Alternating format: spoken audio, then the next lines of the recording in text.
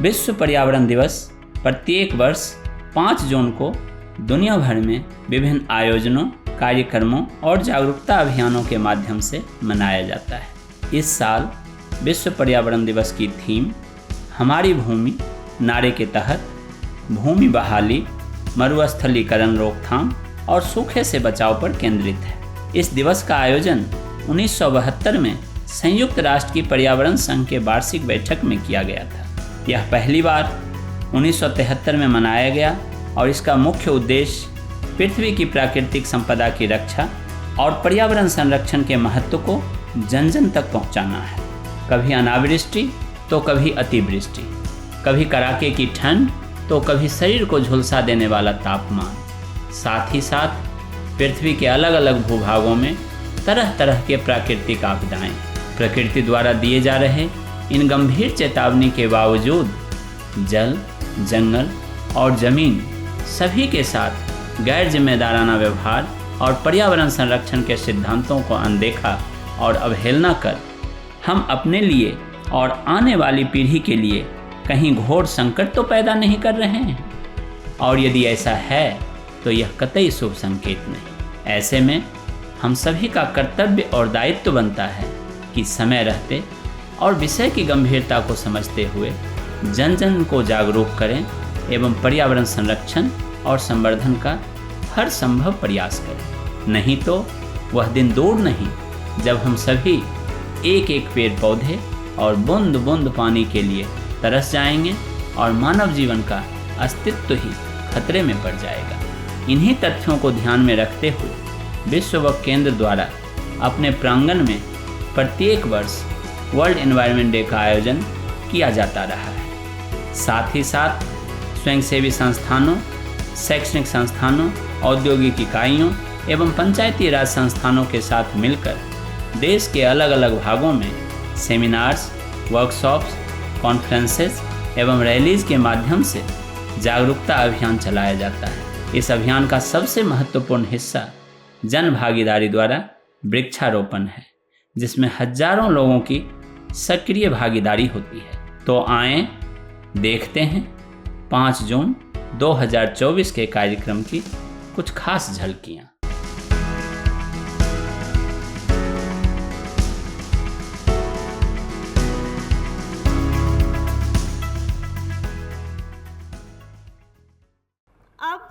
हम इस कार्यक्रम की विधिवत शुरुआत करते हैं। जैसे आप सभी जानते हैं, प्रकृति और पर्यावरण इस सब का हमारे जीवन के लिए कितना महत्व है, और उसी दिवस को आज सेलिब्रेट करने के लिए, मनाने के लिए हम सब यहाँ पर जुटे हैं। We should take the attention that to the environmental issues and not to take granted for this nature. तो सबसे पहले जो हमारे जो उद्देश्य हैं उस कार्यक्रम को लेके ये हैं, और हमारे दूसरे उद्देश्य ये हैं to bring together the people from various sector, चाहे सरकारी हो, कॉरपोरेट्स हो, शैक्षणिक संस्थान हो, इन सभी की रिप्रेजेंटेटिव को एक साथ लाना और इन सभी को इनकरेज करें एक ऐसे एक्शन के लिए, एक ऐसी प्रक्रिया के लिए और एक ऐसे एक कलेक्टिव एफर्ट्स के लिए जो कि आने वाले दिनों के पर्यावरण संरक्षण में काम आए।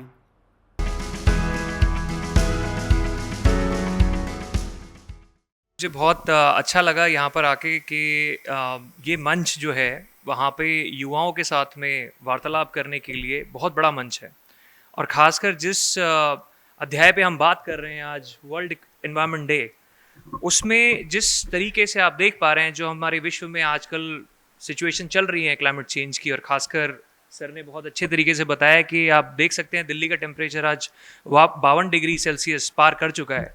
सो आप समझ सकते हैं कि आज की डेट में अगर हम विश्व को देखें, हमारे इकोसिस्टम को देखें, उस पर कितना स्ट्रेस है। हो सकता है आगे आने वाले वक्त में हमें शायद एक और प्लैनेट की ज़रूरत पड़े, क्योंकि जिस पेस पर हम चल रहे हैं वो पेस से शायद हमारी जो कंजम्पशन जो है वो इतनी बढ़ चुकी है, और वो हमारी बहुत इम्पल्सिव कंजम्पशन बढ़ चुकी है, रादर देन जो हमें चाहिए उससे ज़्यादा।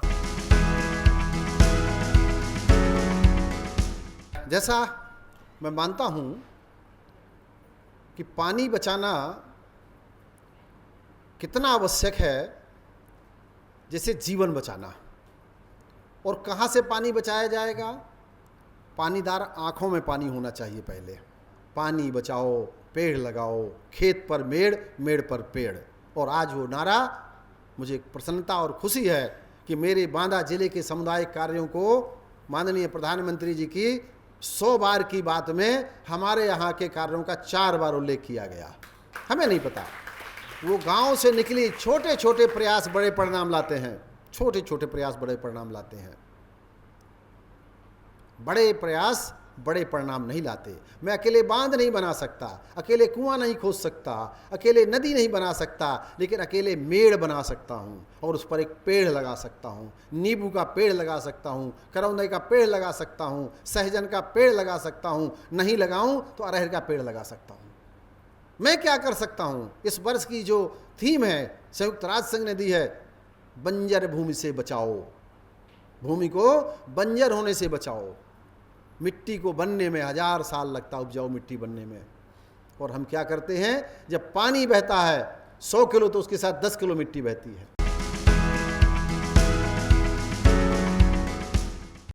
ये यदि हमें पर्यावरण बचाना तो खेती से रसायन हटाना। 50 साल पहले की यदि हम खेती में जाए तो खेती में रसायन का प्रयोग नहीं होता था। कुछ भी चीज़ हम खा लेते थे, आलू हो, ब्रिंजल हो, कुछ भी खेत से तोड़ा टमाटर खाया, अब बिना धोए नहीं खा सकते। कब स्प्रे हुआ, कितना जहर पड़ा, हमें पता नहीं है। तो इसको भी बचाना पड़ा। इससे कितने नुकसान हो रहे हैं, जो अभी मेरे साथी ने बताया, अस्पतालों की संख्या बढ़ रही है, उसका रीज़न भी यही है। दूसरा, पर्यावरण से नुकसान हो रहा, सारे मित्र कीट मर रहे हैं, सब हो रहा है। पर्यावरण को अनबैलेंस पर्यावरण हो गया है। उसको बचाने के लिए खेती से रसायन हटाना ही पड़ेगा। हमारे जो कृषि विश्वविद्यालय है, कृषि शोध केंद्र है, उनको ऐसे शोध करने होंगे जो जिसमें रसायन का प्रयोग खेती में ना हो। आज सुबह एक मित्र का फ़ोन आया। अब क्योंकि ये मेरा विषय है पर्यावरण प्रकृति, तो उन्होंने मुझसे कहा कि आपको बधाई है, पर्यावरण दिवस की बधाई है। अब ये शब्द मेरे लिए ज़रा भारी थे, और वो इसलिए भारी थे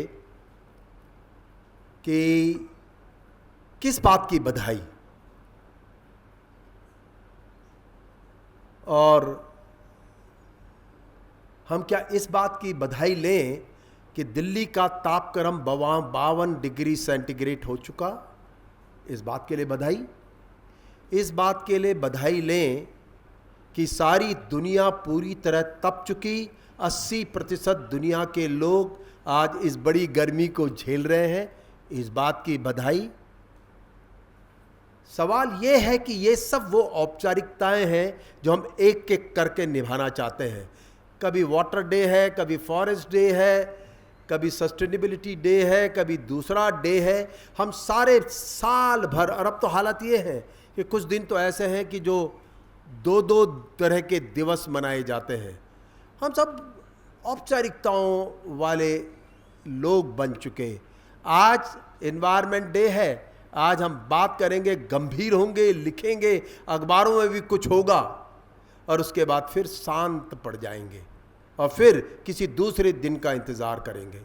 तो इसलिए कि जब हम उन दिनों में, अगर 1993-73 में पर्यावरण दिवस मनाना शुरू किया गया था, और अंतर्राष्ट्रीय स्तर में भी 1995 में ये जो इंटरनेशनल गैदरिंग कॉप जिसे कहते हैं कि कॉन्फ्रेंस ऑफ पार्टीज़, जो कि अंतर्राष्ट्रीय गोष्ठियाँ होती हैं, वो भी पर्यावरण को ही डेडिकेटेड थी कि दुनिया का बिगड़ते हालात, पर्यावरण को अब कहीं ना कहीं हमको उसमें चिंतित होना चाहिए, और उसकी हमने बैठकें की, बातचीत की।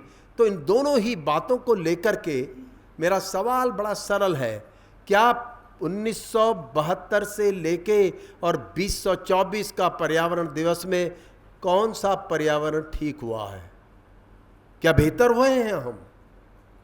क्या सब कुछ, पानी, हवा, मिट्टी, क्या ये बेहतर हुए? क्या वन हमें और दिखाई देते हैं? तो फिर किस बात की बधाई? ये पर्यावरण दिवस कैसे कह सकते हैं इसको? ये तो दुर्दशा है पर्यावरण की। सही नाम का प्रयोग करोगे तो उसके प्रति चिंतित भी होगे कि आखिर हम इसे दिवस क्यों कह रहे हैं। दुर्भाग्य ये है कि हम लोग औपचारिकताओं में हैं, और औपचारिकताओं का ही एक बड़ा कारण है कि हम इनकी गंभीरता में नहीं जा पाए। अब पर्यावरण शब्द का नाम लेते हुए तो कहीं ऐसा आभास होता है कि प्रकृति सुंदर शीत स्थिति और हालात बाहर जाके देखो तो हॉट हॉट हॉट, वो कूल से हॉट हॉट हो गए। और अगर हम कहीं पे प्रकृति पर्यावरण के प्रति चिंता जताते हैं तो ये हमारा दोहरा मापदंड है, और चरित्र ही दोहरा हो चुका।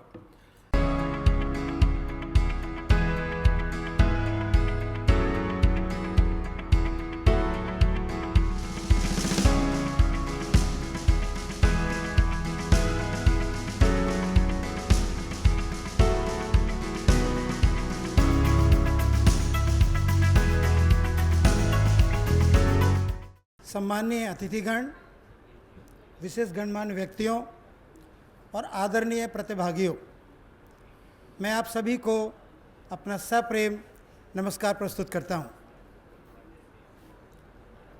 विश्व युवा केंद्र की ओर से विश्व पर्यावरण दिवस पर आयोजित हमारे सेमिनार के उद्घाटन सत्र में आप यहाँ उपस्थित हुए, आप यहाँ पर आए और अपना विचार साझा किए, उन सब के लिए हम दिल से आपको बहुत बहुत धन्यवाद पेश करते हैं।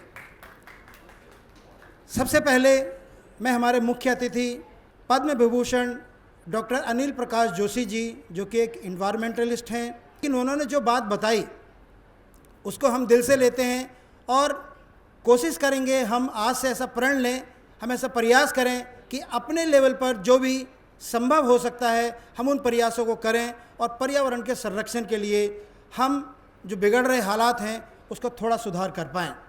तो मैं डॉक्टर जोशी जी का उनके इस महान वक्तव्य के लिए बहुत बहुत धन्यवाद अदा करता हूँ।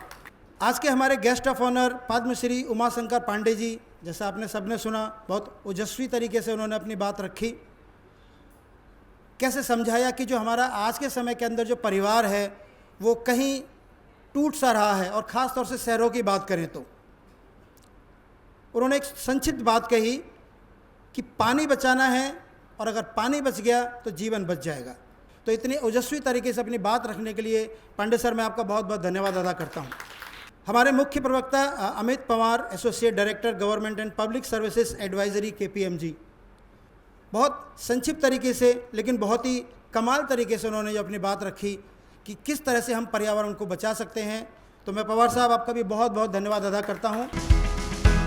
Welcome to the insightful panel discussion on youth and environment. From developing clean technologies to designing sustainable infrastructure, young people are at the forefront of environmental action. This panel brings together experts to discuss the technical aspects of youth engagement in environmental solutions. Let's hear their insights on how this generation is shaping a greener future. इसके बाद तकनीकी सत्र को आगे बढ़ाते हुए सत्र के मॉडरेटर CS दीपक जैन ने बताया कि युवा पर्यावरण के बचाव में कितनी अहम भूमिका अदा कर सकते हैं। परंपरागत और नवाचार युक्त कई उदाहरणों के साथ सत्र की भूमिका को उन्होंने काफ़ी रोचक बनाया और अपने सीख एवं अनुभवों को साझा करते हुए सत्र के अन्य वक्ताओं से अपनी अपनी बात रखने का अनुरोध किया। इस सत्र के प्रथम वक्ता प्रोफेसर संजय रॉय ने youth leadership in environment conservation building a sustainable future विषय को लेकर युवाओं को प्रोत्साहित करने का प्रयास किया। उन्होंने इस मुद्दे पर जोर दिया कि आखिर कब तक हम पर्यावरण संरक्षण के तरफ अपनी बेरुखी का आलम बनाए रखेंगे। यदि सही मायने में पर्यावरण संरक्षण को आगे बढ़ाना है तो घर परिवार से लेकर समाज के विभिन्न तबकों को जोड़ना होगा और इसको अंजाम तक पहुंचाने में यूथ लीडरशिप को बहुत ही प्रमुखता से देखा जाना चाहिए। वहीं सुश्री बर्नाली घोष ने अपने यूनिसेफ के अनुभवों को जोड़ते हुए youth and good environmental governance विषय पर बात की। उन्होंने इस तथ्य पर जोर दिया कि गुणवत्तापूर्ण गवर्नेंस बगैर जन जन के सरोकार से संभव नहीं। गवर्नेंस में लीगल नॉर्म्स के साथ साथ एथिकल नॉर्म्स का होना लाजमी है। एनवायरमेंटल गवर्नेंस के मुख्य कंपोनेंट को जोड़ने के तौर तरीकों पर अपने मूल्यवान विचारों को प्रतिभागियों के साथ साझा किया। इस तकनीकी सत्र के अगले स्पीकर के तौर पर मनु कोंडा प्रभाकर दास ने अपने विषय youth as change makers of climate action पर बात रखी। अपने CSR के अनुभव को साझा करते हुए उन्होंने इस बात पर जोर दिया कि जब तक हम चेंज मेकर्स नहीं बनेंगे तब तक इस अभियान को सही मायने में आगे नहीं बढ़ा सकेंगे। लेकिन चेंज मेकर्स बनने से पहले हमें अपने आप को भी बदलना होगा और तभी क्लाइमेट एक्शन को एक कारगर रूप दिया जा सकता है। आलोक वत्स ने क्वेश्चन एवं आंसर सेशन को बहुत ही इनोवेटिव तरीके से संचालित किया, जिसमें प्रतिभागियों ने अपने जिज्ञासा को जाहिर करते हुए कई महत्वपूर्ण प्रश्न किए, जिसका बहुत ही सहज, सरल और सटीक जवाब विषय विशेषज्ञों द्वारा दिया गया। प्रतिभागियों को प्रोत्साहित करते हुए आलोक वत्स ने आह्वान किया कि रीथिंक, रिड्यूस, रीयूज, रिसाइकल और रिफॉर्म के सिद्धांत का पालन करते हुए इस वसुंधरा को हरा भरा बनाने में हर संभव प्रयास करें और आगे ही आगे बढ़ना है, ताकि धरती हरियाली से परिपूर्ण हो जाए और हम अपने अभियान को सकारात्मक रूप दे सकें।